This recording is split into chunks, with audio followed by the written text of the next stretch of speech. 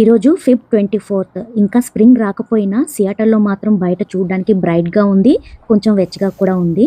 ఈ late Feb and early March వరకు rose ప్లాంట్స్ని prune చేయడానికి పర్ఫెక్ట్ టైం. ఎంతలా ప్రూన్ చేయొచ్చు అంటే గ్రౌండ్ నుంచి ఒక 8 to 10 ఇంచ్ హైట్ వరకు వదిలేసి ఆ పైన కొమ్మలన్నీ కట్ చేయొచ్చు.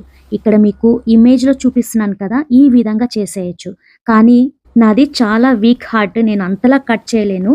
కొన్ని బేసిక్ ప్రూనింగ్ రూల్స్ని ఫాలో అవుతూ ప్రూన్ చేద్దాము.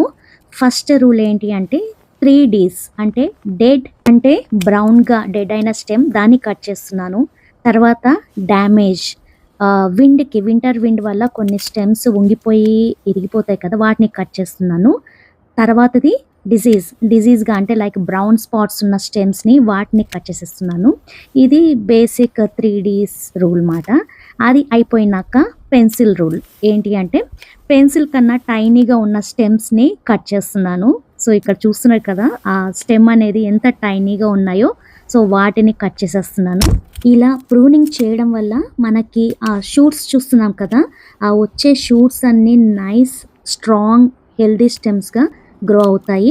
అండ్ కట్ చేస్తున్న ఈ స్టెమ్స్ని పడేయకుండా ప్రాపగేట్ చేయడానికి కూడా ఇది కరెక్ట్ టైం. మీరు ఇక్కడ చూస్తున్నట్టుగా మట్టిలో పెట్టే side flat cut and top side angle కట్లో స్టెమ్స్ని ప్రిపేర్ చేసుకోవాలి.